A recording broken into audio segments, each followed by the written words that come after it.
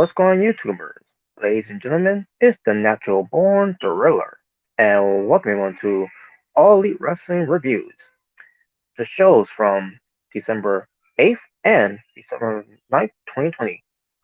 It's going to be about AEW Dynamite results and Dan- well, AEW Dark and Dynamite results, I should say. And obviously, where we're going to start off first is going to be about AEW Dark from December 8th, 2020. So if you'll excuse me, I'll be right back and we'll begin with that one. And then later on, we will continue on more of this where it pertains to AEW Dynamite. But first, let's get to AEW Dark first out of the way. So stay tuned after this. I'll be right back.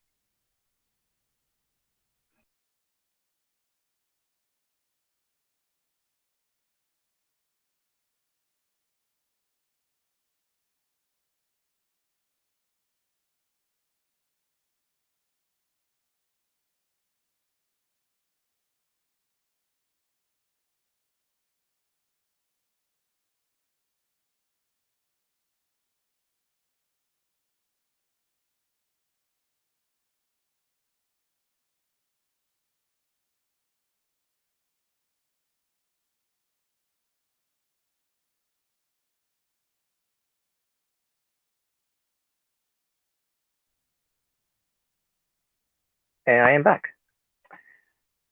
So here we go. Give me one moment.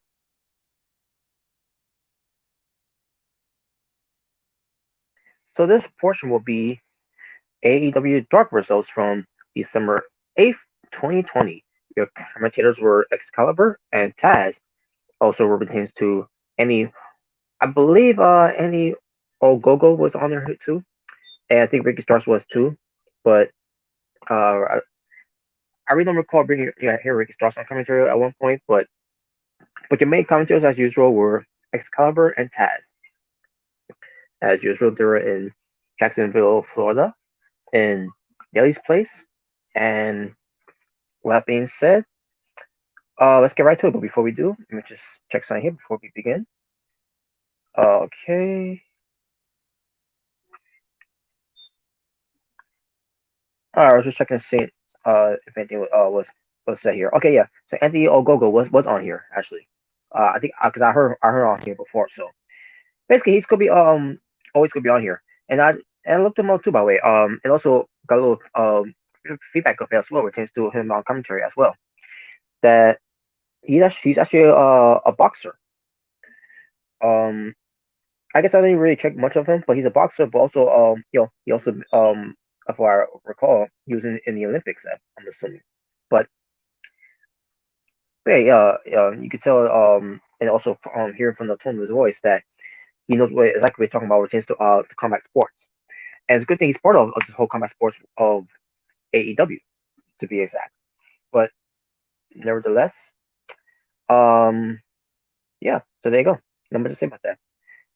On the show, they did talk about Sting, about him making his AEW debut, K Omega win the AEW World Championship title, and not much to say about that. So, yeah, just to recap some things, that I wasn't going too crazy about that though, but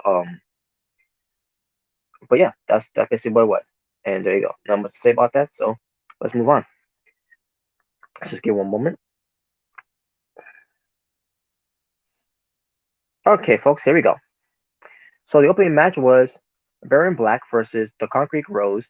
Sonny Kiss being accompanied by the Bad Boy, Joey Janela. Match itself was decent, and Sonny Kiss as a win the match. Not much to say about the match, other than it was a decent match. Didn't last long, but there you go. Not much to say about it. Then we get to the FT, excuse me, W World Champion, Brian Cage, the Machine, from the 559. Um, he goes up against Danny Limelight. So Danny Limelight, he's a freaking wrestler, and I talked about him before. He looks pretty good and everything, and he was part of a New Japan show called the Super J Cup 2020, and he's very impressive. And hopefully wherever he goes, he'll be doing things a lot of great things. I think he's gonna be part of AW because this is him showing up here again. obviously to get squashed by Brian Cage, and that's exactly what happened. I mean, he has some momentum a little bit, but in the end, Brian Cage is winning. So not much to say about that. So there you go. The native beast, Nyla Rose, being accompanied by Vicky Guerrero, and they are known as the Vicious Vixen. And Nyla Rose goes up against the Pink Dream, Alex Gracia. And the match itself, it didn't last long. Basically, Nyla Rose basically beat her. In I guess 3 minutes, whatever. Um, Alex Gracia did have some offense, but the match was basically all Nyla Rose, and that was it. Then Vicky Guerrero starts current promo with her screechy voice saying "Excuse me," and she says she didn't say much of it about what's going on. Um, but she did mention about Brandy Rose, who is the chief bullshit officer, or something like that.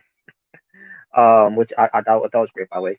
And we'll get to more Brandy Rose later on, by the way, folks. Not on the Dark show, but what retains of Dynamite. What retains what happened with her on that show itself. But we'll get to that later. But Big Girl says that you know that she's a true businesswoman, unlike Brandy Rose, and basically she wants the crowd to applaud her client, Nyla Rose, for her victory.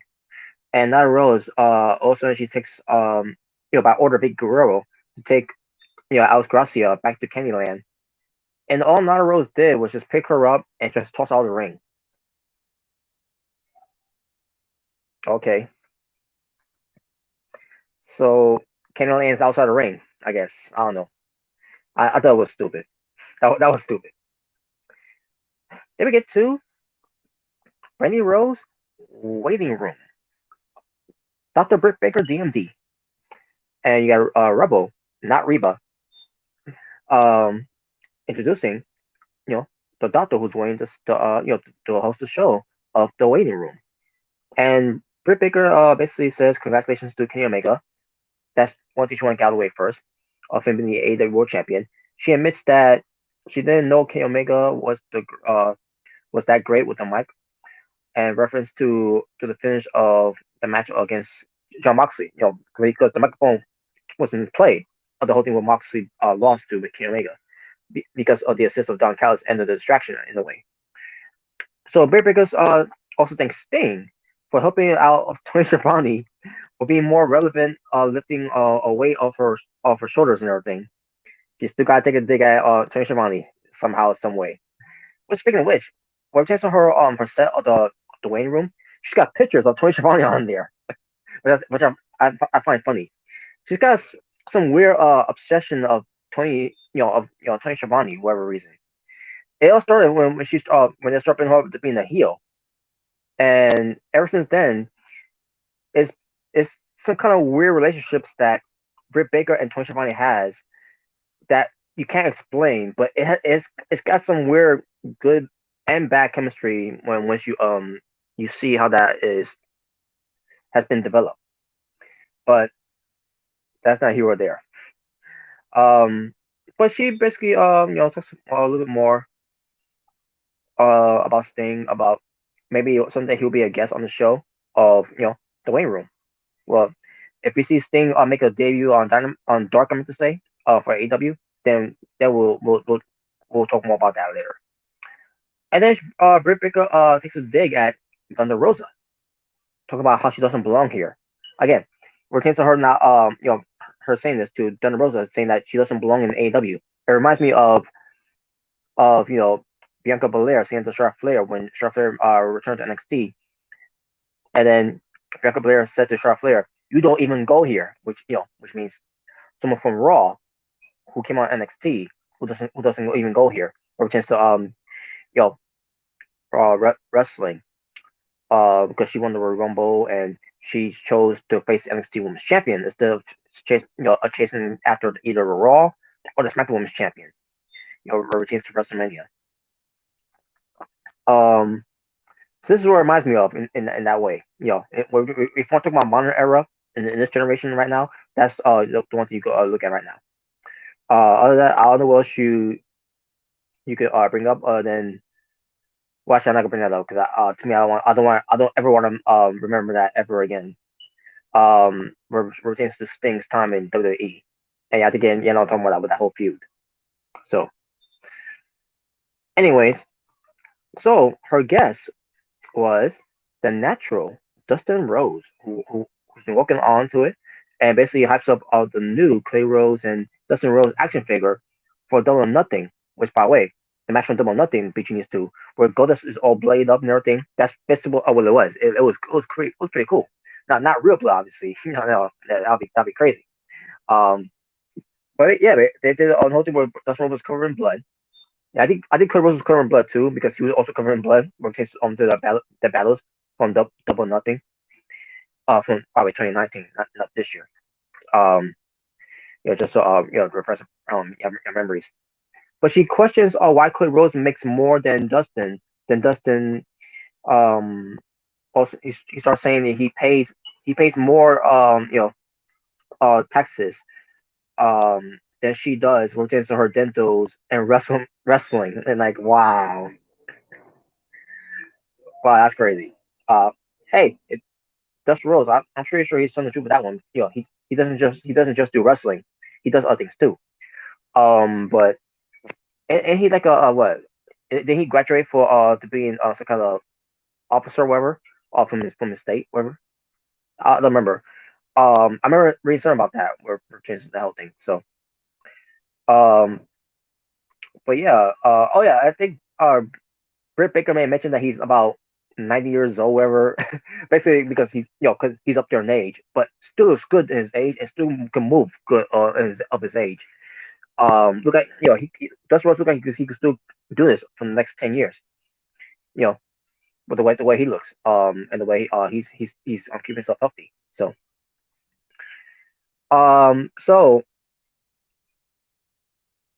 Dustin Rhodes referenced Britt Baker's boyfriend, Adam Cole, baby. Uh, which is to who that he won match of the year and puts him over.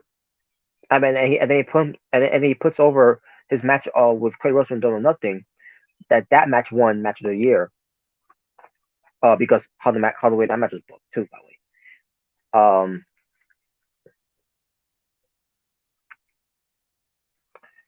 Um.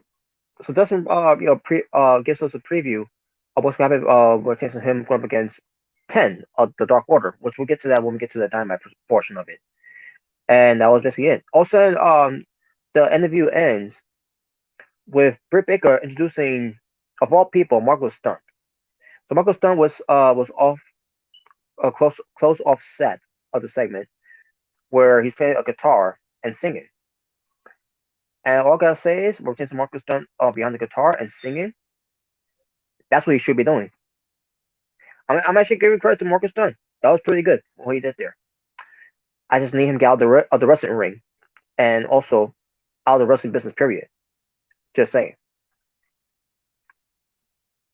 There you go. That's the only compliment I'll give to Marcus Dunn. So there you go.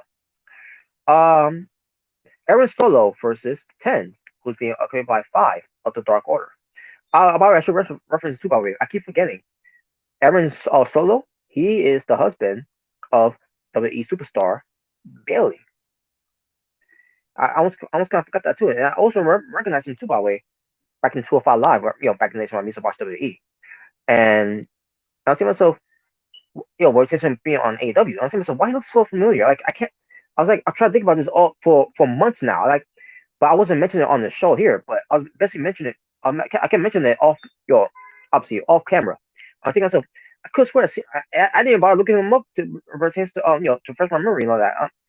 Which makes me feel like I'm slow for not even doing research for that one. But I can't scratch my head on that, and obviously I also kept forgetting too to look it up too because that was not my that was you know I was not losing sleep for that. But every time I think about Aaron Solo, I think to myself, he looks so familiar, and I'm trying to remember where I heard his name from, but I saw somewhere, and that's where it came from. It came from like from somewhere on YouTube. I think it was Jason Solomon for some of the songs off. He may have mentioned something like that. I think he mentioned it or someone else mentioned it. I remember who it was. I think it was maybe it was Alex from Alex's World. The former former known as the Lex Man. But anyways, but yeah, that's who he is. Aaron Solo is the husband of Bailey. So yeah, and he's here on AEW. Uh, he's been with AEW for months now. So maybe WWE didn't want him. So, but anyways, um, but the match happens between Aaron Solo versus 10. This all showcase 10. I mean, Aaron Solo did have some offense, but in the end, it was 10 getting the win because he's gonna be going up against Dustin Rose on Dynamite, and we'll get to that when we get to that match. You know, Pretty Peter Avalon goes up against Lewis Valley, and match didn't last long. Peter Avalon wins. Not much to say about that. After the match, he issues an open challenge. However, says this is what he said: you can't handle bad skin or be overweight, and you need to, you need the science of beauty if you want to face Peter Avalon, which he's calling it the Pretty Peter's passionate provi- pro, proviction. I guess what it's called. Let me try again. Peter or Pretty Peter's pageant proviction. I guess that's what he's calling it. So it's going to be on the next edition of AEW Dark, which I haven't seen it yet, but I can't wait to see how that turns out. To see what that's going to be. Obviously it's good. It means an open challenge. So anyone, you know, but it's interesting who's going to be one to accept the challenge because Peter Avalon, he's now on the roll here. He's on a winning streak after being, you know, for a year now, losing and losing and losing. Same thing with Brandon Cutler. Both of them moving away from each other, moving aside and all that, and now they're doing their own things and they're getting wins on their belts now. So that's good. That's good. So yeah. So we'll see what happens with that one on the next time, by the way, folks. So Ryzen, Sean Manula, and the captain, Sean Dean versus the Gun Club, which is Austin, Billy, and Colton Gunn. Match itself was pretty decent, with the Gun Club winning. Not much to say about that. Oh, speaking of the Gun Club, they did an entrance while they arrive into the building, um, in the vehicle, you know, and I think it was like a Jeep, whatever. I can't remember if it was a Jeep or not, but either way, that's basically what it was. And there you go. But yeah, it was match back and forth, and that was pretty much of it. So then we get to the let's see what she calls up again, the real mean girl, the real mean girl, Danny Jordan, going up against straight from your mama's kitchen, Red Velvet. And the match itself was pretty decent between the two, with Red Velvet getting the win. And there you go. Not much to say about that. There you go. I just thought it was decent. We get to Jurassic Express, Luchasaurus and Marco Stunt. Just where I give him credit, rotating him playing the guitar and singing, and then all of a sudden he shows up and he's wrestling. And you also got Jungle Boy at ringside, and they go up against uh Falco and Mike Magnus. Oh, I'm sorry, Mike Magnum. Let's say, excuse me. Um, Jurassic Express wins. No, I don't have much to say about that. And why? Because Marcus Stone was in the match. That's why. Moving on. Brandon Cutler versus uh Flaco Del Sol. And match itself was pretty decent with once again Brandon Cutler. He's getting wins after wins after wins. Now what we need now is you know Flaco Del Sol to get some to break the record of his curse of losing matches so that he could eventually get a win. So we'll see how that turns out. He's basically the new guy now, where chance get of losing matches now. And yeah, and also AW is pushing this guy dearly too, not just for chance to to be part of AW on Dark and maybe a little bit on Dynamite if I recall, other than him being in the crowd, whatever. But also with him being on being the elite and something about Sammy Guevara's vlog.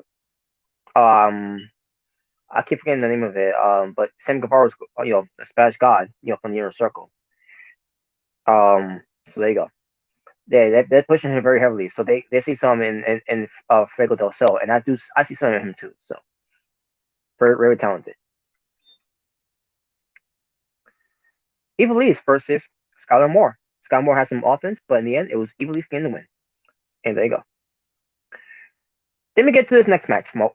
And this next match has Big Swole versus Lindsay Snow. And the match itself had a trouble finish. And the trouble finish was that Big Swole catches uh Lindsay Snow in a roll up because they were doing counters at the counters until Big Swole catches her into the roll up and all that. And it looked good because for one thing, Big Swole didn't get her in the position that she's supposed to get you know Lindsay Snow in. And then when she finally got that, all of a sudden referee counts 1, 2, 3, and it was over. Match itself, I thought it was okay for what it was, except Big Swole was not looking good in this match at all. Especially that finish of it didn't help at all. And then all of a sudden she's starting having an attitude after the match. First of all, her one of her eyelids came out, and she tossed it onto she basically tossed it onto Lindsay Snow. Lindsay Snow talking to the referee. All of a sudden, Big Swole just pushes her, and then and then Big Swole is talking to her, talking trash, and then look at the camera and talking trash, and like oh my god, I skipped it. So I basically there was nothing for me to see there. I just skipped it. Like yeah, Big Swole, you need to let her go. She's not working out. You need to let her go. She has an attitude problem. She's just she's losing her touch now. I don't get it. I don't get why Big Swole is now losing her touch now.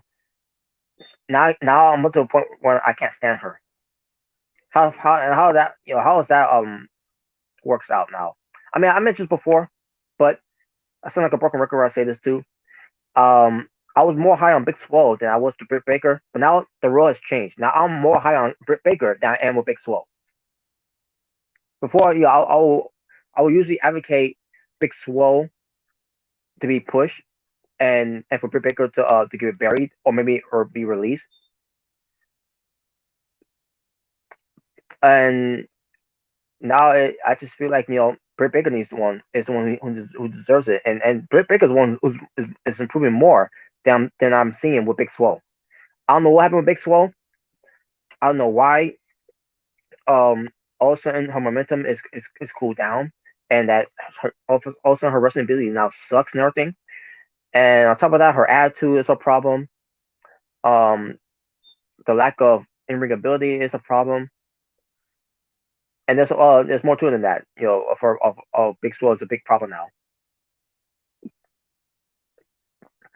She's not working out, and I don't see her improving at all. Especially for 2 weeks now.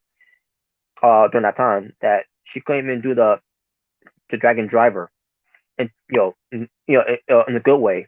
She couldn't even do that right to transmit it to the Clover Leaf. She's terrible. If I was AEW, I would give her pink slip and just get her out of there because she ain't cutting it. The Hybrid 2, TH2. It's Hanico and Jack Evans versus try to bear with me, folks, because this name's gonna it's gonna sound weird. Sathira Sathira Shiha. I don't know. No, I don't. I just don't know. And VSK. It's a tag team match, by the way. And the Hybrid 2 wins. There you go. Not much to say about that. And on top of that, the Hybrid 2 are the ones that are being built up right now against the Young Bucks, which is going to lead to the Dynamite show, which we'll get to when we get to it. Which is why Harbor 2 won the match here. So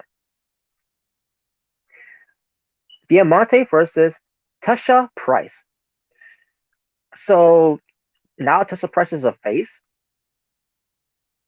I like her better as a heel because I think she works great as a heel with her attitude, and I like how she wrestles too. But now they got her as a face now, because we all know that Diamante is a heel with Iblis. So the fact that they have her being a face against Diamante here, I'm saying, so who thought that, who decided to play on that idea? So basically, who thought that was a good idea for Tesha Steels to be Tesha Price, I meant to say Tesha Price. I meant to say, who thought of that idea for her to be a face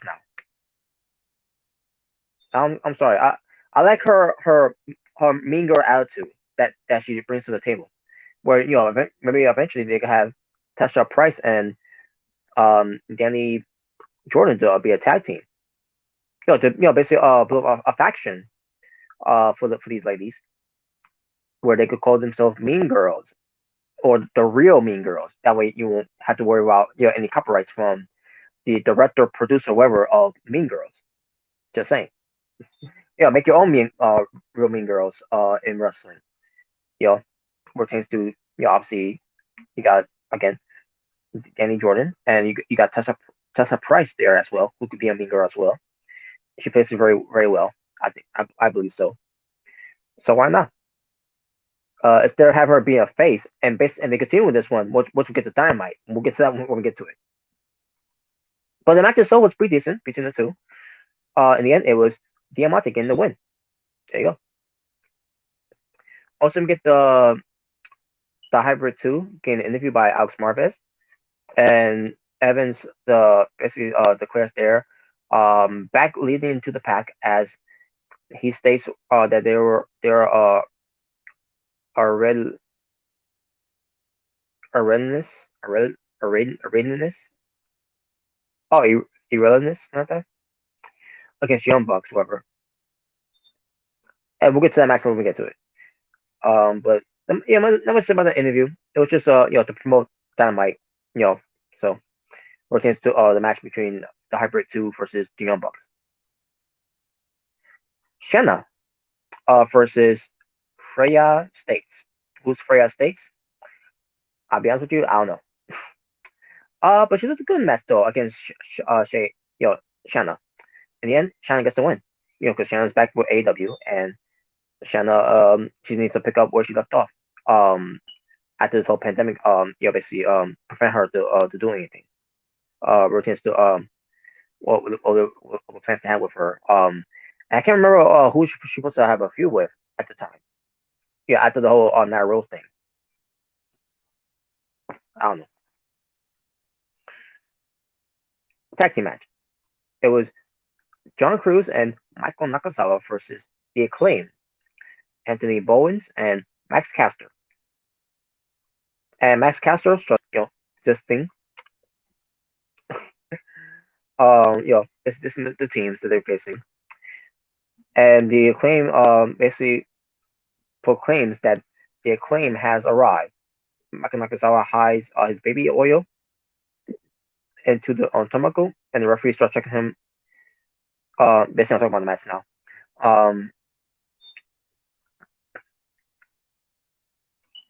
So basically, Michael Nakazawa trying to handle his baby oils involved and all that, and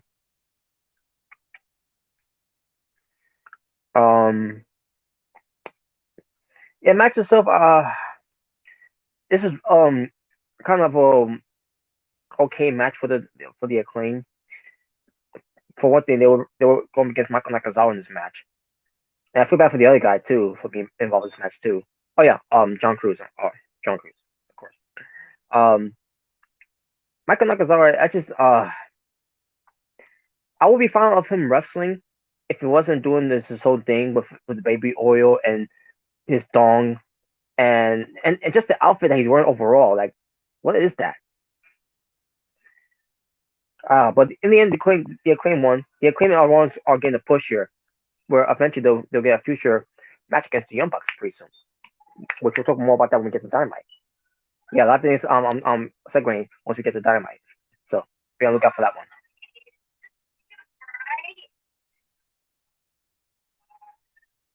1 second.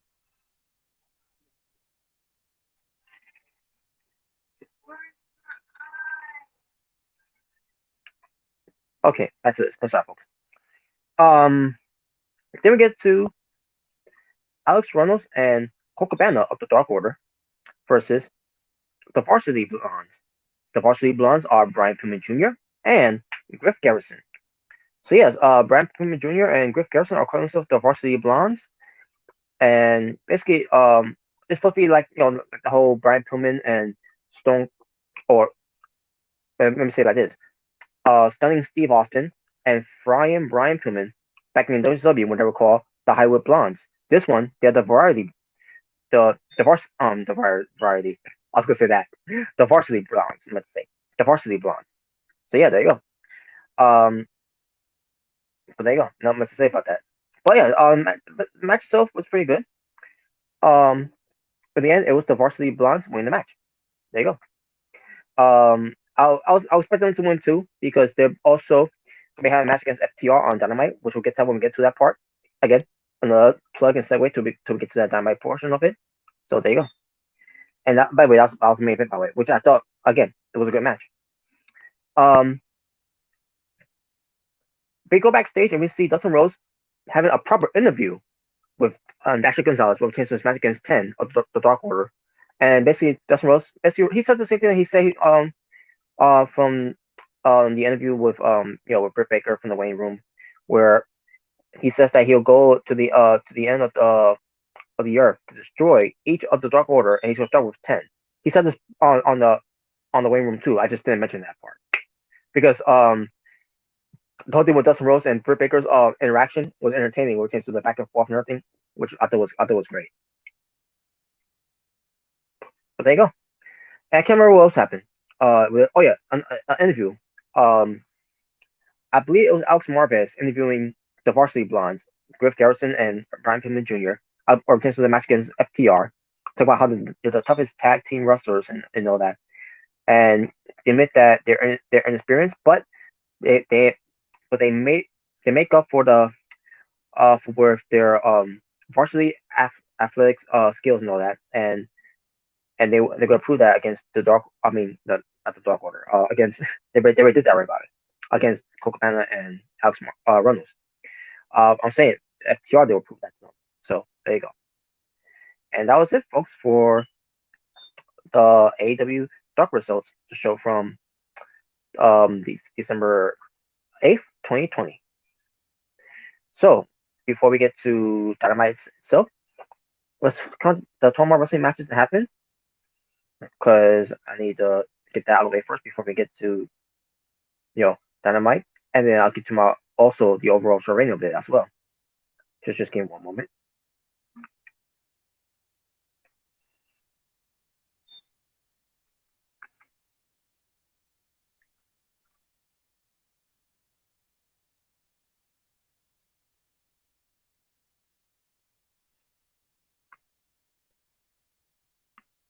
We're getting close.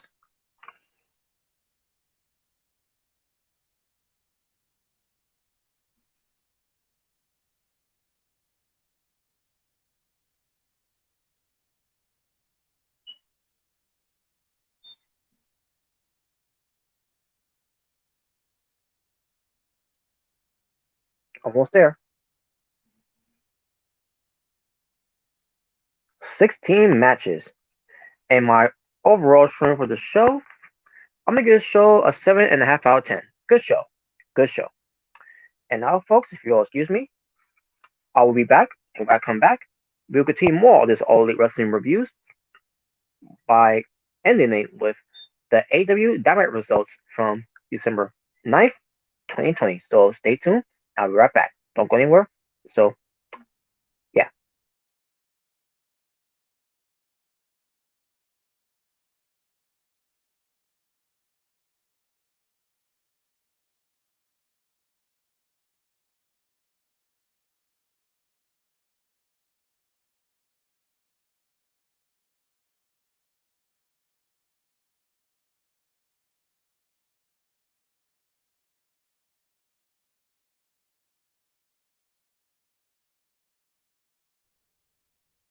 And we are back for your AEW Dynamite results from December 9th, 2020.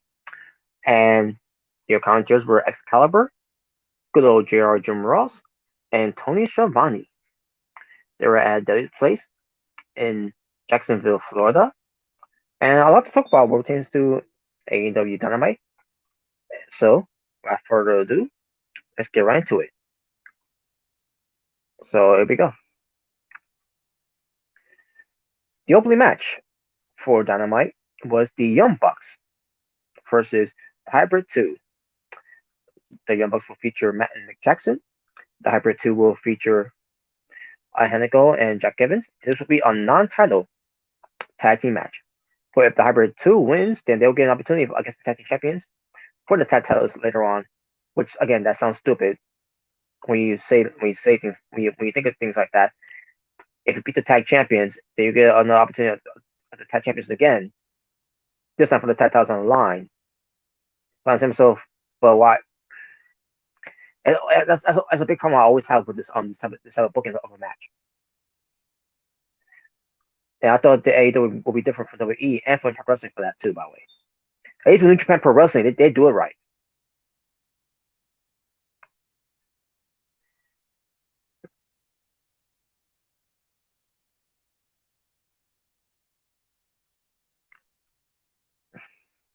Anyways,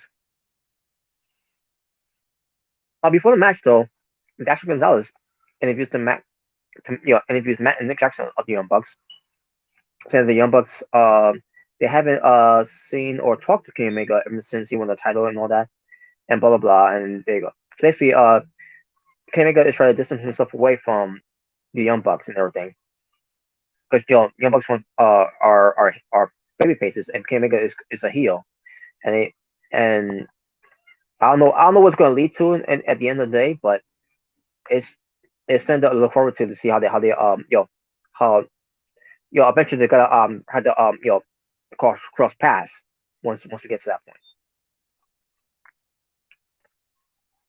But the match begins, and match itself is pretty good, obviously. At one point, the Acclaim was taken out by the Young Bucks for things to doing either it was to Jack Evans or to Atlanta go onto them.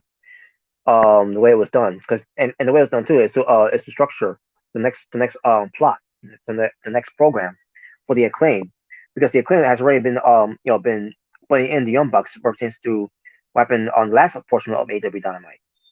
You know, so they continue this again.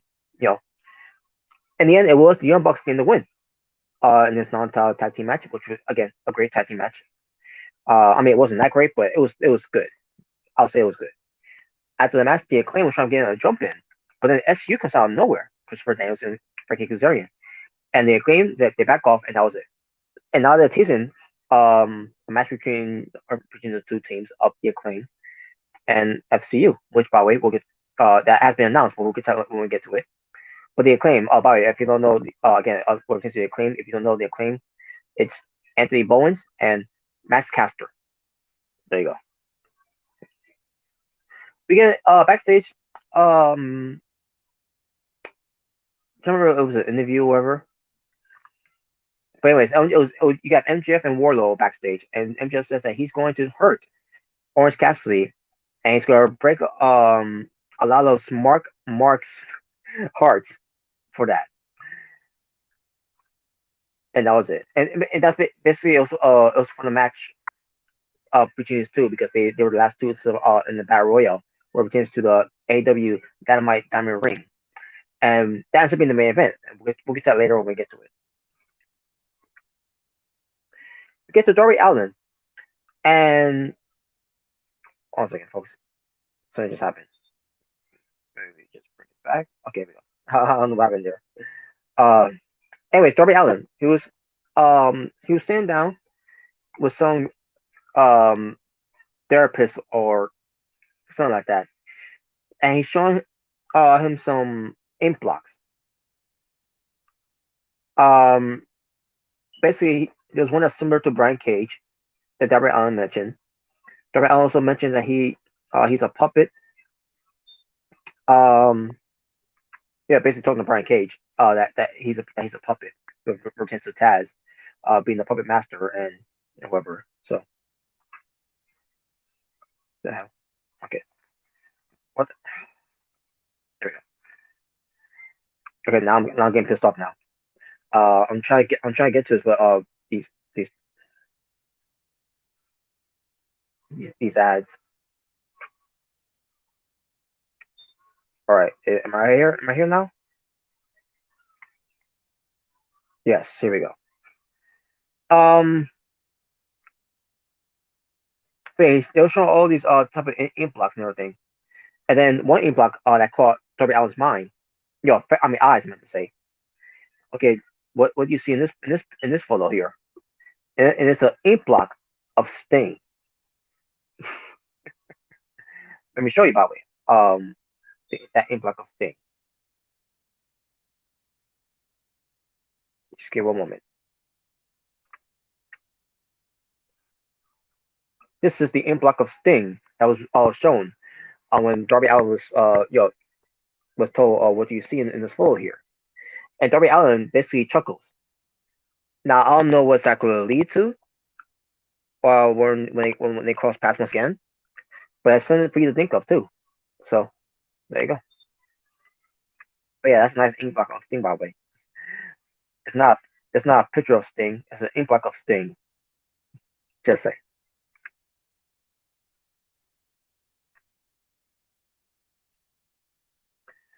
Okay, now let's get back to this. So then we get to Cody Rhodes heading to the ring, joined along with the enforcer Arn Anderson, and you got Tony Schiavone in the ring. So I'm thinking to myself, is this the part where we get Sting come in? Because they didn't say anything about Cody Rhodes and Arn Anderson being in there. So all of a sudden, Sting comes out, and the winter theme of it, with the snow and all that, and the light effects and all that. Yeah, Sting is the winter. So the winter Sting. That's basically a good way to say it.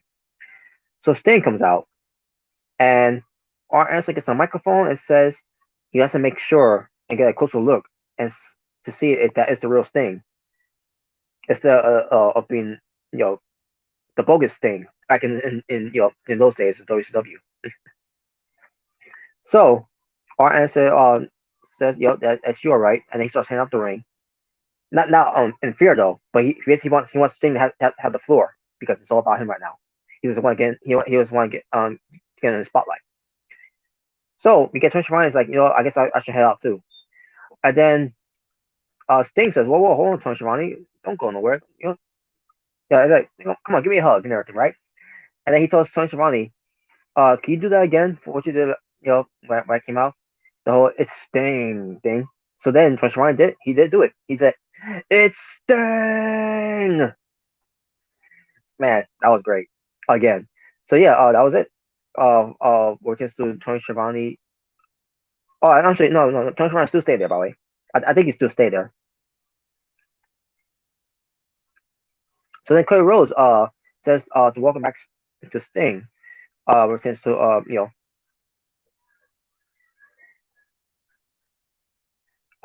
showing from AEW from Dynamite from the last episode. The whole Winter is coming thing, and to say welcome back again to him. I mean, to say welcome back to him, I should say. And he says that he's been waiting for the show ring with Sting for a long time, and Sting says he's not here for Cody Rhodes. He's basically he says at least for, not right now, which means eventually it's gonna lead to something. But he says that he's there's something really familiar about this place, and he points to Darby Allin, who's at all the way up there, sitting down. Reminds me of back in the old days of WCW with Sting doing the exact same thing too there, except for one thing. There's not that much crowds there, unfortunately, because we're still in a little of a pandemic. But also Sting says, I decided here. Okay, here we go. So Sting also says that he looks at the wrestlers at the ring sides too, with those are in the section, in the front row, and says that He's in the jungle, but he's glad to be back. And Sting looks happy about it. He looks like he's happy to be there. Unlike the other company, some companies, I should say.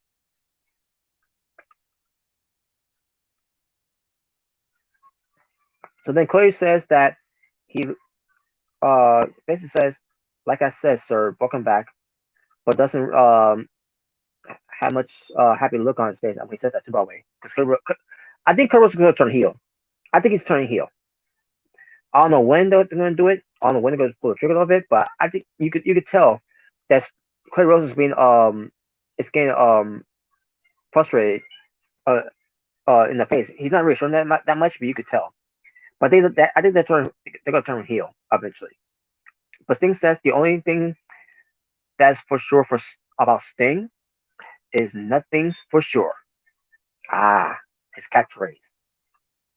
And he mentions being signed with AEW and and plans on being close to the promotion for a long time because he signed a multi-year deal contract with them. Now I don't know if it's 15-year deal like with WWE with the Undertaker, but that's only a matter of time to find out what that multi-year deal thing of being in there it'll last. But he says that how he close. I mean, he says how he chooses to play. That's his business, and he thinks. And he says that he think.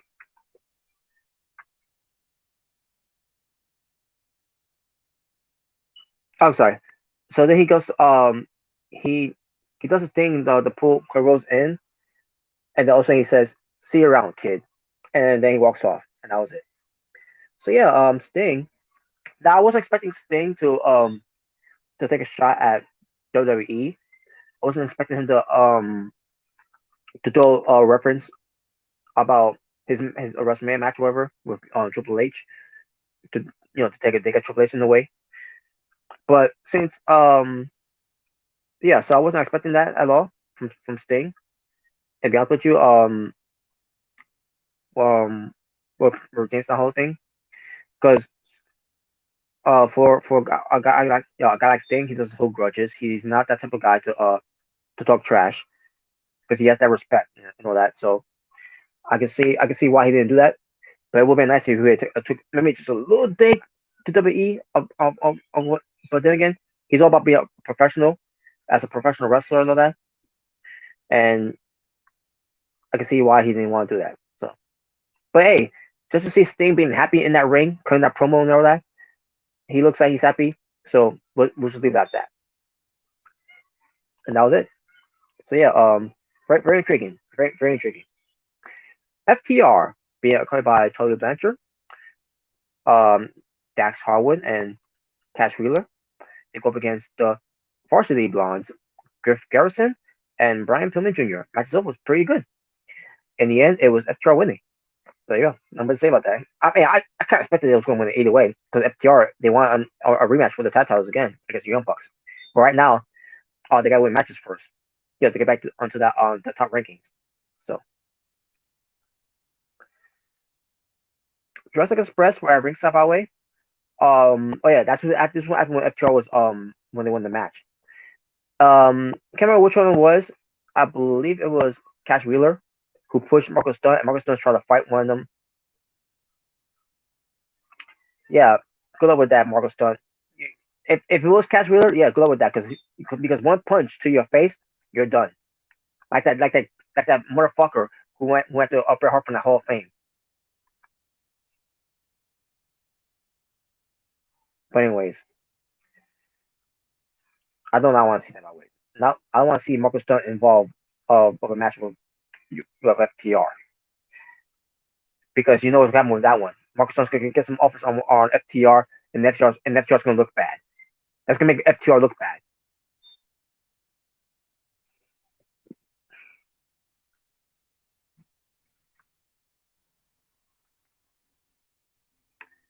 We get Alex Marvez talking to the Handman Adam Page about having a match against the Private Party and Matt Hardy. The Hardy Party. And the thing is, Adam Page he needs a tag team partner. He needs tag team partners. It can't be the Young Bucks because they're still having a beef with each other. Or not, I mean not beef. they still have tensions, that, and they're not friends anymore. You know, so who does he turn to? Well, Alex Marvez and John Silver pop out of nowhere, and they have their cowboy hats and all that on and everything. I'm like, oh god. So Alan Page, first of all, he passed on the offer, but he's like, no, I'll join. I'll. He's like, you know what, I'll do it, but I'm not joining the Dark Order. I'm not doing this whole Dark Order thing and all that. No, it's just a one time deal, okay? One time deal, and that was it. By the way, they were in the bar, by the way. The odds of that, right? And that was it. Number to say about that. So 10 versus Dustin Rose with Lee Johnson at ringside for Dustin Rose, who's part of the Nightmare family. Match happens, Dustin Rose wins. I can't tell you how long the match was, folks. It felt like it was short. Like, what was the point of the match? I didn't get that at all. But then after the match, the Dark Order comes out. Even Uno yells um, to cut the music and says to the Dark Order, no, so right here on stage. And he says to Dustin Rose, says, he can't change the past, but they can improve the future. And even Uno wants Dustin Rose, what pertains to his legacy, um, to be redeemed, and basically tells him, what pertains to his name, comes with pressure, and says that here in AW, he's the third most important Rose, and then he asks Dustin if he would join the Dark Order, and then not only that, he says, what do you say, Seven? For those who watched the Dynamite show from last week, probably any didn't get the reference of that.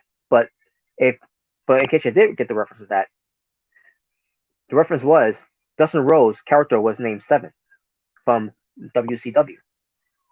That was Vince Russo idea, by the way. Was named to be Seven, and the character, by the way, was not a good character at all, based on how the character was being portrayed on TV. I mean, is it worse than the Goldust character from that era of the '90s? To compare what of the seven character or he was going to be. Um, but that's the one thing we don't know of. But because we never because Seven came out one time on the Monday Nitro, and that was it. That was the end of that Seven character. But yeah, but it was nice that even Uno brought up that reference. Called Dustin Rhodes Seven, and I believe, hmm, correct me if I'm wrong, but I believe Remington. I think I think he preferred Black Rain over Seven.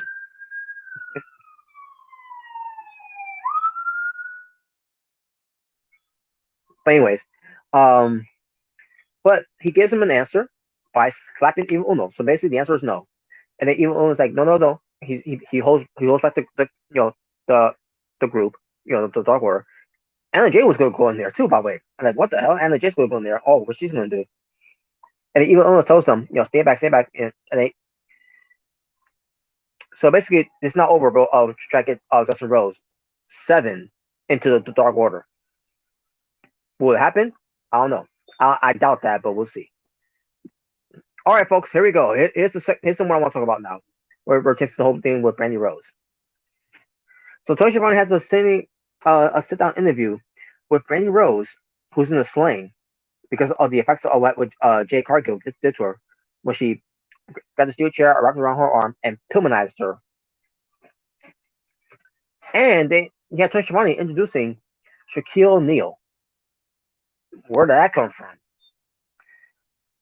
And the way that Tony Schiavone introduced Shaquille O'Neal, with his introduction, Brandy Rose was offended. She's like, Brandy Rose saying that she didn't appreciate that Tony Schiavone gave Shaquille O'Neal all the accolades, and she says, but she barely got any of it pertains to her accolades. And I'm saying, so what accolades? You suck. You're not a former, not that I know of. You're not a former champion for any big promotions.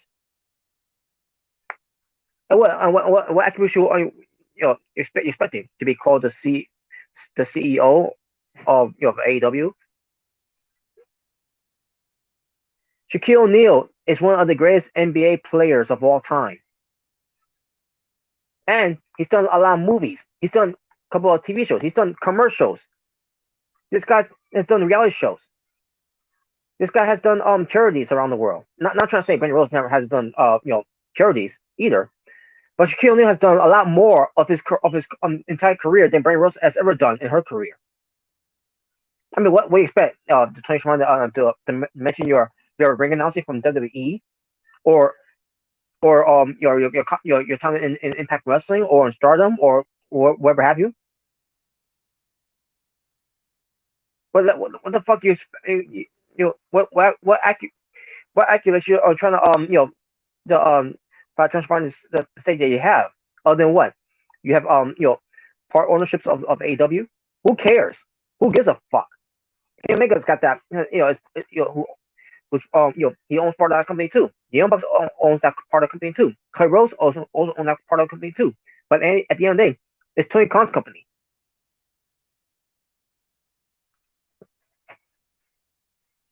But yeah, I was so annoyed with that, folks.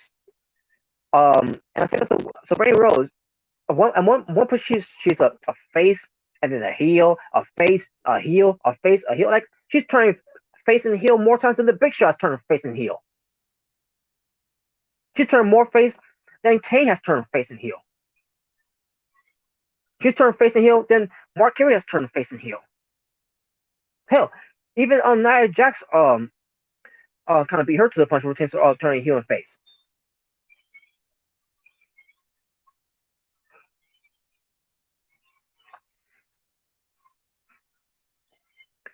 Anyways, this segment itself.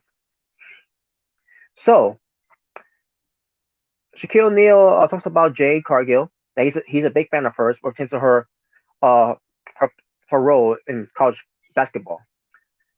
But he didn't really mention that part, by the way, folks, because he said he's a big fan of hers, but he didn't mention what was he a big fan of Jade Cargill of, because because we haven't seen her wrestle yet.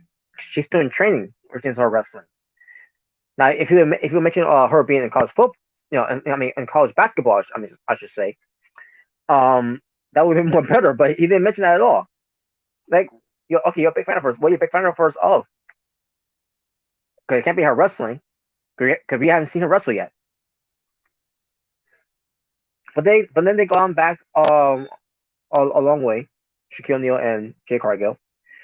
Shaquille O'Neal then says that he didn't appreciate what she did to Brandy Rose, though, and Brandy Rose agreed to that part.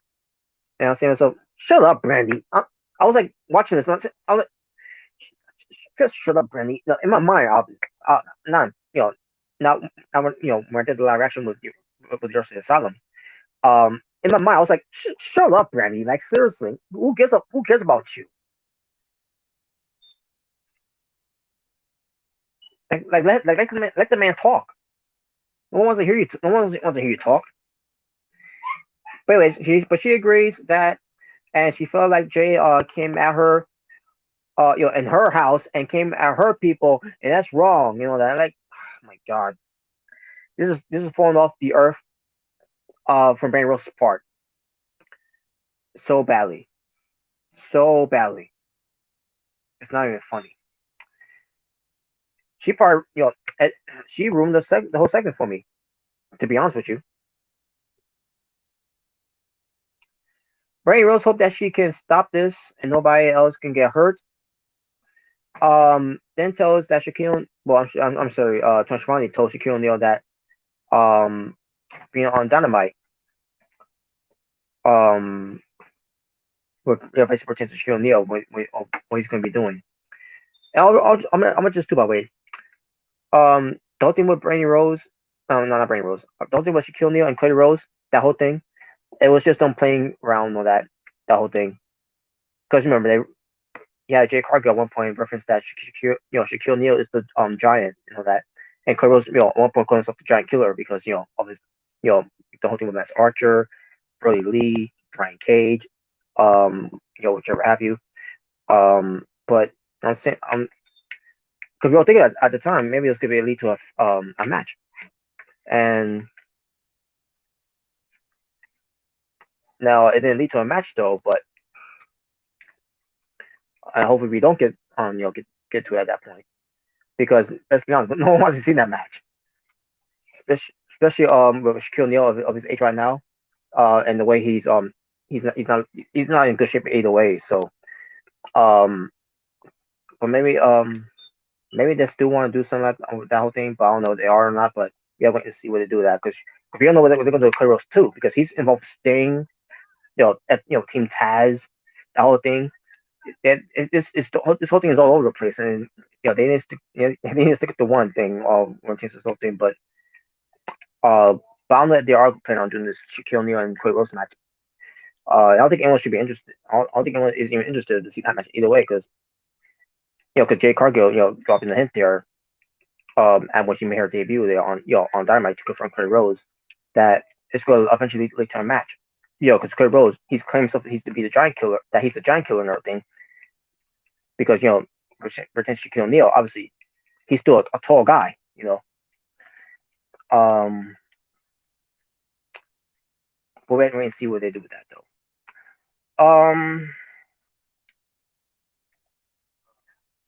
Ray Rose, oh yeah, basically the interview ends from there.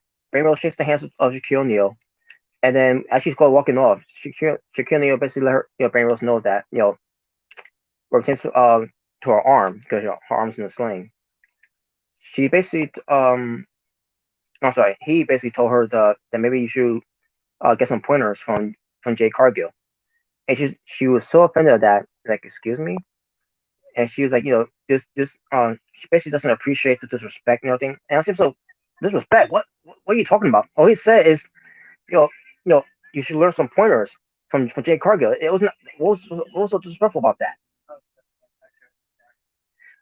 So Brandy Rose, it's like I'm so sick of the disrespect and everything. Like what disrespect? And all of a sudden, she's like she's sick and tired of this shit and all that. She grabs the drink from Tony Schiavone and she starts throwing it into Shaquille O'Neal's face, and then she calls Shaquille O'Neal an overgrown asshole and walks away.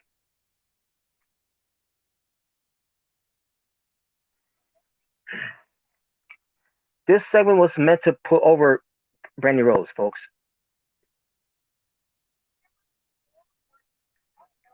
This segment was basically for Brandy Rose to to get over to the of the casuals, the hardcore, and the loyal list fans and all that. I'm sorry. No matter how many times I try to do something with Brandy Rose here, she has fallen flat every step of the way.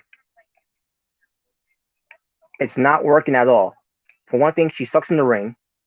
We don't know what her character is supposed to be because she always trying to heel, trying to face. She's got this whole cult leader thing of the Nightmare Collective, and that one because that was trash. The whole thing, the collecting hairs, that was ridiculous, and that led to to Mel, bald, and now what's doing with her now? They better do anything with her now. Yeah, that was a waste. But yeah, this whole segment was just meant to pull over Brandy Rose to for us to care about her. To eventually she can get over with the to the these type of audience. We don't care about Brandy Rose in wrestling.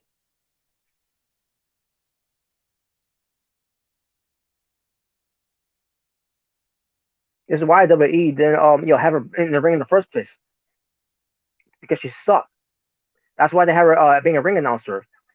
And then when she finally left WWE and now she's going elsewhere, it shows that why they didn't have her wrestle in the first place because she sucks. She couldn't cut it in Impact Wrestling, Stardom, and she definitely can't cut it in right here in AEW. So what's the purpose of all this at the end of the day? It's just a waste of time. No one's going to care about Brandy Rose anyways. Just give us Britt Baker. At least her I'm starting to warm up with her now more than than I ever got warmed up with Brandy Rose. If you ask me, which am I prefer more, Britt Baker, because at least she's starting to improve a lot more in the ring than Brandy Rose.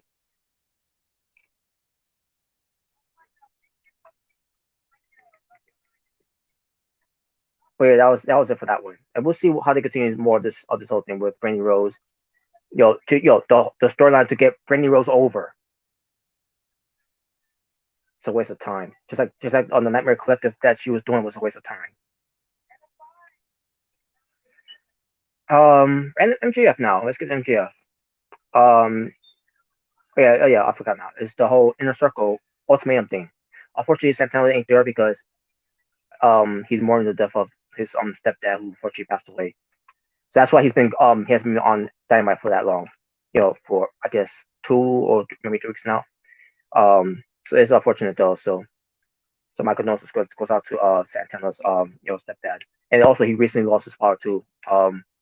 I think it was about recently this past year as well, like months ago. Um, and it sucks, man. But my condolences goes out to his family. Um, so who we got left here? Sam Guevara, Ortiz, Hager, Warlow, Jericho, MJF. The whole ultimatum thing of the Inner Circle. Are they going to break up or are they not going to break up? So, well, didn't they break up? They're still together.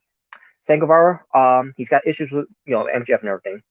But Ortiz, he's like telling MJF and everything that you're growing on me like a fungus, but you're growing on me. And I said, Mr. Wait a minute, where's all this coming from now? And he's like, but you know what? You're a good addition to the Inner Circle. And he tells Sam Guevara, shake his hand. We need the Inner Circle to just stay well and intact and all that. And also or Ortiz connects Warlow. Um so Sam Guevara, he's like, all right, I'll shake your hand, but on one condition. Um if he I'm actually there's no conditions. It's just that it's basically a warning. If MJF tries to screw him over at any way, shape or way or form, then he's gonna quit the Inner Circle. I should mention this too. MJF tried to weasel his way out where against the whole towel thing that they did for Jericho for this freaking Kazarian match from the Winter is Coming event for Dynamite. And Jericho's like, hey, MJF, I watched the show. You was gonna throw the towel at, in the ring, and then you falsely accuse Sammy Guevara. And MJF was trying to whiz his way out there. Like, so there's no way whizzing your way out of this, MJF. He caught you. He like I don't know what he was trying to go with that whole thing. But anyways, but Sammy Guevara eventually he shook the hand of MJF. Also, Jake Hager starts talking, and he's like, for a reason, Warlow is staring at me. And then Warlow starts talking, and he starts saying that because you're staring at me. That's been the funny thing, by the way, too. The funny theme of this whole thing. Ever since Hager and Warlow has been, ever since MJF and yeah, that's what I meant to say. MJF and Warlow been part of your circle. All we've been seeing in these segments with the inner circle is Hager and Warlow always staring at each other like they get ready to the fight, and they finally referenced this whole thing, which it was funny though. But in the end, they end up making amends. The inner circle is still intact, and then they did the whole middle finger pose thing to like this, like that whole shield thing. Except there's no Santana there, unfortunately. Santana's coming back though, folks. He's coming back for Dynamite. Um, so there you go. So yeah, there you go. I thought it was entertaining the whole thing with the inner circle. Alex Marvez, he talks with FTR about the loss against the Young Bucks, saying that his emotions got the best of him and he cost them on the titles. Basically, Cash Wheeler takes the blame because he's supposed to be all about fists and no flip, no flips, just fists. I meant to say, and because he broke that rule, because he did a flip, that's what cost him from that Full Gear match against the Young Bucks because he did the Springboard 450 splash, which is a flipping move. So he broke one of the whole no flips, just fist rules. So Terry Blanchard said that he wasn't there, so uh, the team, the full team wasn't there, but And then the rest of FTR said that they are still the best tag team, true, on the planet, and the goal is to win the tag belts back and everything. Fear the revelation. So yeah, it was good. Good promos from those guys. All right, it gets to the match that I thought was weird, folks, because I'll explain. It was Eddie Kingston, the Butcher, and the Blade, and the Bunny. But the Bunny is a ringside for Eddie Kingston, Blade, and Butcher as they go up against the Murdoch Monster, Lance Archer, being accompanied by Jake the Snake Roberts, and the Lucha Bros, Ray Phoenix and Penta El Zero Miedo. Before the match started, they all start fighting. Um, and then we get Pentagon Jr. or I should say Penta El Zero Miedo get put through a table by the Butcher. And there's a reason why too. This I heard reports that Penta El Zero Miedo during his training before the show he got hurt. It wasn't a bad injury, but he got hurt, which is why they took him out of the match. So that's why they did the spot where they did with him on here. And he ends up being fine because and how I know because he was too far of Triple Mania from Mexico. Which I haven't seen yet, but I will take a look at it. Because Ray Phoenix was part of that too. It was basically the Lucha Bros wrestling on Triple Mania. Triple A's Triple Mania. um, and so so the match began. The match didn't last long either, folks, because for one thing, Penta El Zero got hurt, so that they couldn't have Pac there because Pac's he's still a kayfabe injury because of what happened with the whole thing with game. I think it was like 3 DTs onto the steel chair, if I recall. But um, but yeah, that's what Pac wasn't there to fill in. But then yeah, you could have someone else there to fill in too. But I don't know. I just don't know. Just give one moment, folks. I gotta get back to here. Where is it? Where is it? But let me explain the match now. So it basically ends up being a 2-on-3 handicap match. Because Penta Zero was taken to the back. Ray Phoenix goes for a dive onto Eddie Kingston, except for one problem. Eddie Kingston didn't catch him, and the result of that, he didn't fit into it. Ray Phoenix hit the back of his head. I think he may have got hurt because of that, and then they ended the match very quickly after that. To a point where they did a weird finish to Ray Phoenix, and that's how the match ended. Eddie Kingston also he's talking to you can see on camera there too, by the way, when you watch on your screen that he was talking to whispering I should say to Ray Phoenix to see if he's okay and everything because he felt bad Eddie Kingston he felt bad that he didn't catch him. He felt he didn't feed into him on the save him from that spot that happened to him on the outside. So at least with that you gotta give Eddie Kingston that one because I was on Eddie Kingston's after that one when he was when he didn't catch him on when he's supposed to catch him because you can't be messing around like that, man. One spot goes wrong and it'll end pretty badly. So yeah, that's how the match ended. I can't remember what happened after the match. The next Archer getting there and fending off the Butcher, the Blade, and all that. Because again, Phoenix got hurt and there's no else to do, so they feel like they had to do something else now, and it was unfortunate. So yeah, the match itself it fell flat, unfortunately. It was a flop. I mean, it still could have been good, but the whole thing after having Ray Phoenix it didn't help at all, unfortunately. Red Velvet was getting beat up backstage by Jay Cargill and Nyla Rose. And I can't remember if Vicky Rose was there too, by the way. Um, but yeah, they was gonna try to take out Red Velvet, and then all of a sudden Big Swope shows up and Trina Deeb. They come for the save. All of a sudden, Ivelisse and Diamante shows up. Mm-hmm. And now they're signing along with Jay Cargill, Nyla Rose, and Vicky Guerrero. Okay. Not too sure about that though. I don't know what. I guess that's Vicky Guerrero's building for factions of the Vicious Vixen. Maybe I don't know. Look, I guess we have to wait and see. It's getting more developed of it once we get to it. All right, here we go. the return of Abaddon. Well, she's been returned, but still, retains her returning into in-ring action. She goes up against Tesha Price, and she looks scared as hell. Now, Tesha Price, she's a face, obviously. Is no denying that now. She's a face. After you've seen on Dark, and then retains her face in Abaddon, because Abaddon is a heel. With her persona, with her character, she's a heel. Um, but Tasha Price, I like her as a heel though. I don't want to see her as a baby face. Not not saying that she can't pull it off, because she look at look with her being a baby face, she look at she's a friendly girl. But I like the mean girl that she was doing when she was a heel. And yeah, so she lost. Obviously, it's no brainer there. Abaddon won the match. It didn't last long either, by the way. After the match, Abaddon was beat up on Tessa Price. And then also the AEW Women's World Champion Hikaru Shida comes out with her candlestick. She gets in the ring. Abaddon charges to her, and Hikaru Shida whacks her on the head. Oh, like my God, that was a clean headshot there.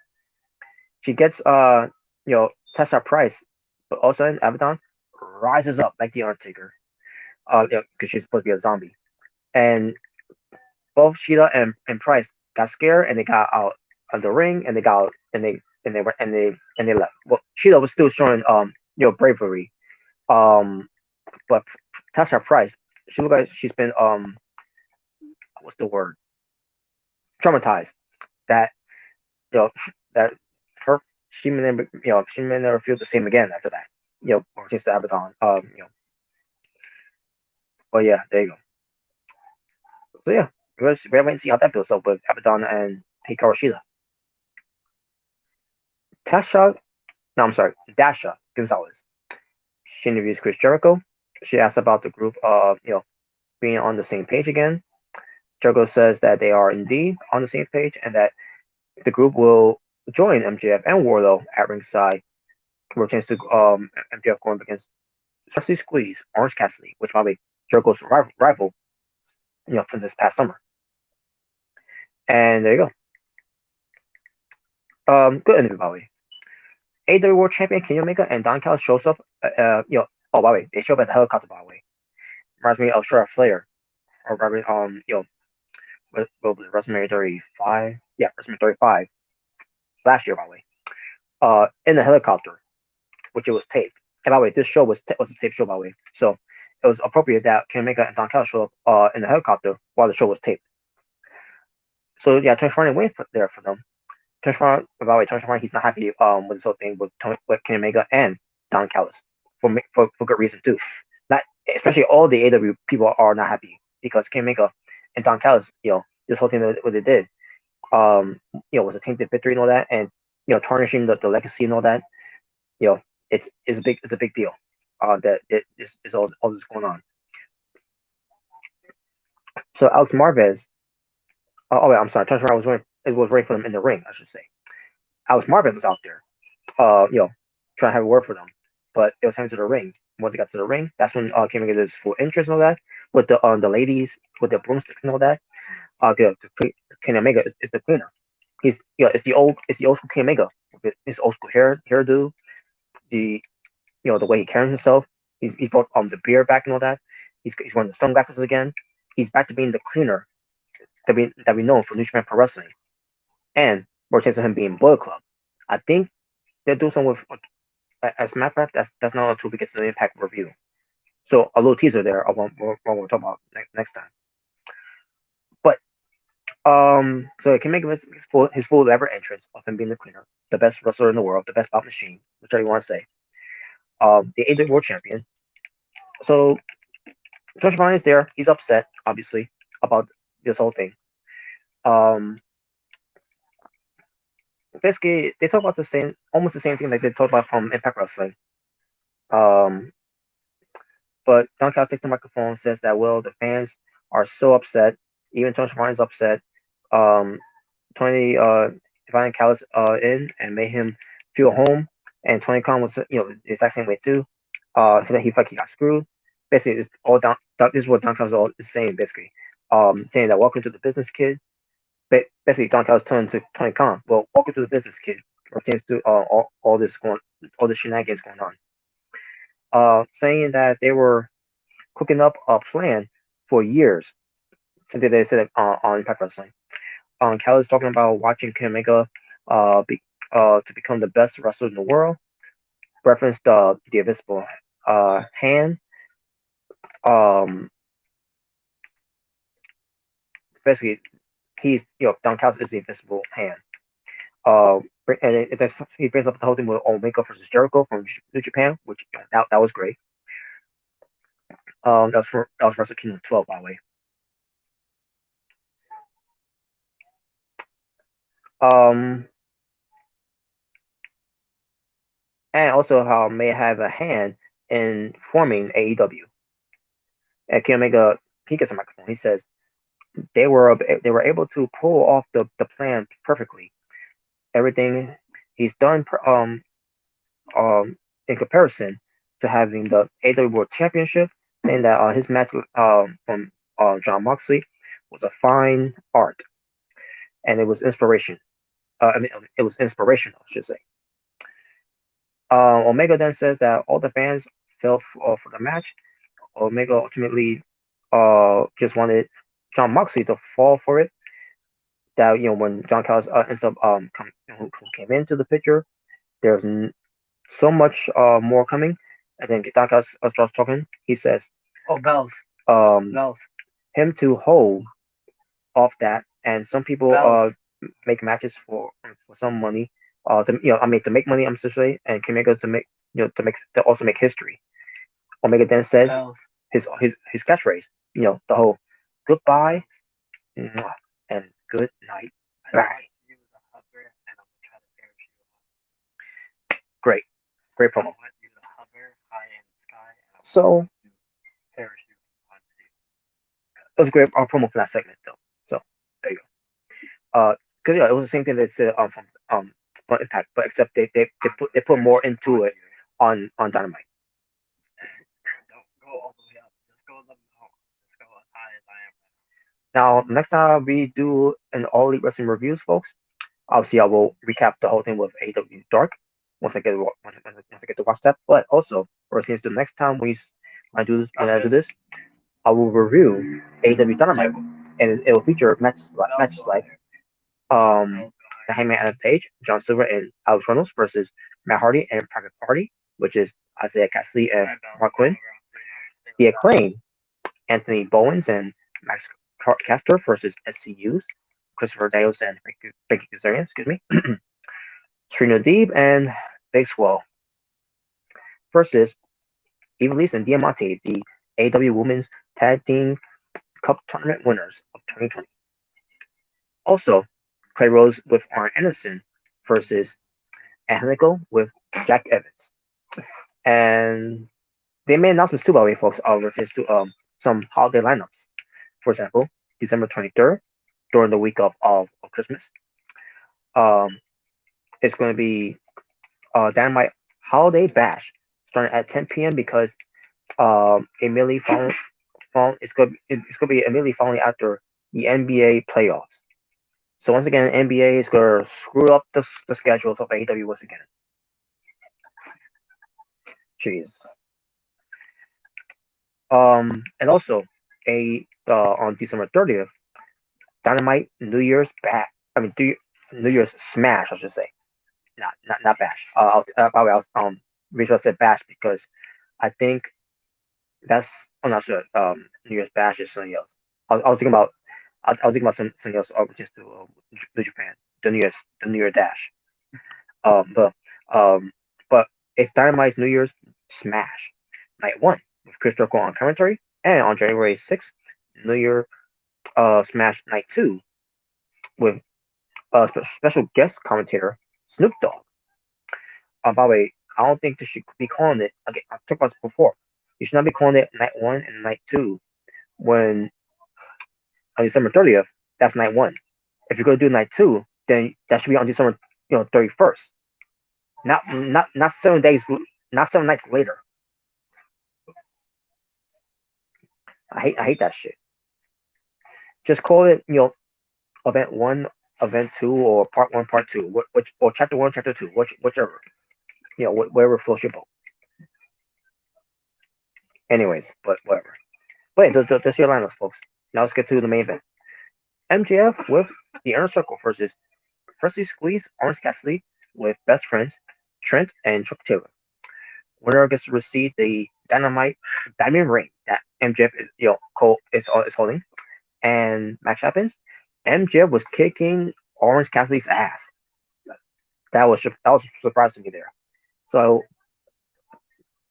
so much for Orange Cassidy being the best man on the planet, to say the least. Inner Circle got involved, in the match a little bit. This led to best friends going backstage, and they got reinforcements. And the reinforcements they got, you're gonna laugh when you hear this. Now, I was throwing the live reactions for Merchants to the Asylum. I was thinking to myself maybe Sting, but that was me wishful thinking. But instead of Sting, who did we get instead? We got the Varsity Blondes, which is Griff Garrison and Brian Pillman Jr., Brandon Cutler. You have Top Flight. Now, so wait a minute. This is your reinforcements. Oh my god. So that happens. Match continues. Orange Cassidy was getting some momentum, by the way. It was not a complete squash. Um, and the only reason why that was a squash to begin with, anyways, because they were outnumbered at one point, but now it's all even. So Orange Cassidy, he eventually was gaining upper hand at one point. All of a sudden we get to Miro coming out. This, oh by the way, I should mention this too, by the way, before Miro even came out. All of a sudden, a brawl starts going on on the outside of the Inner Circle and the reinforcements for Orange Cassidy and best friends.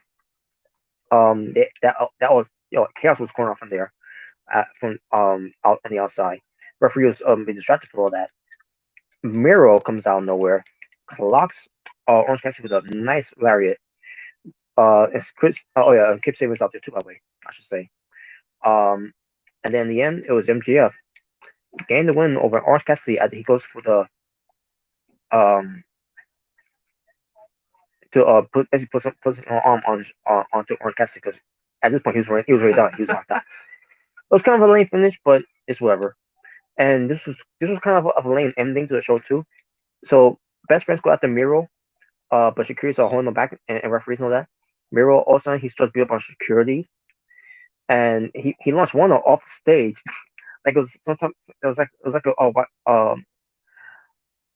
it's something you see out of a video game. Just the way it was done. Um,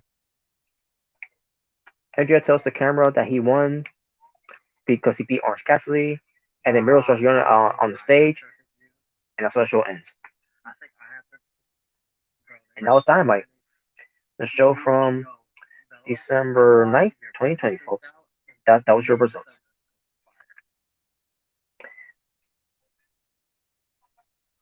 And now let's get to to my wrestling here.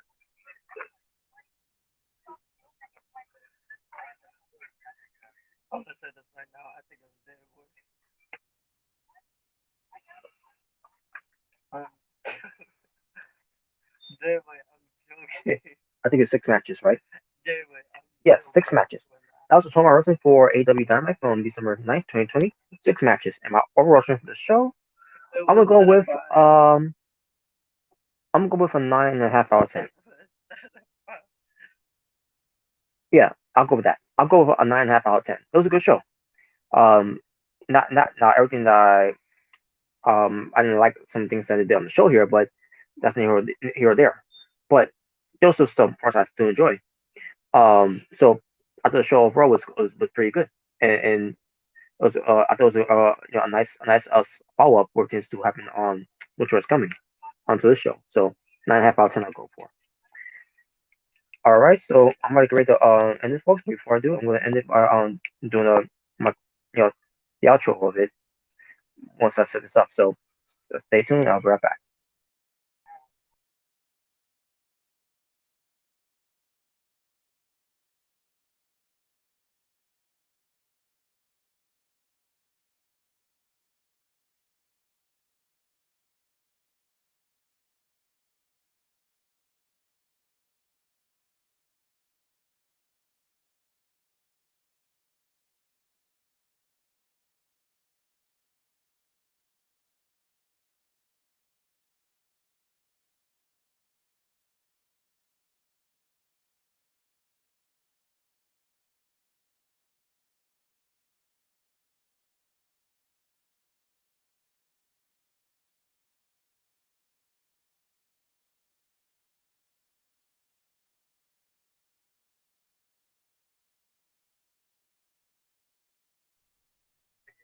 And that was your All Elite Wrestling reviews.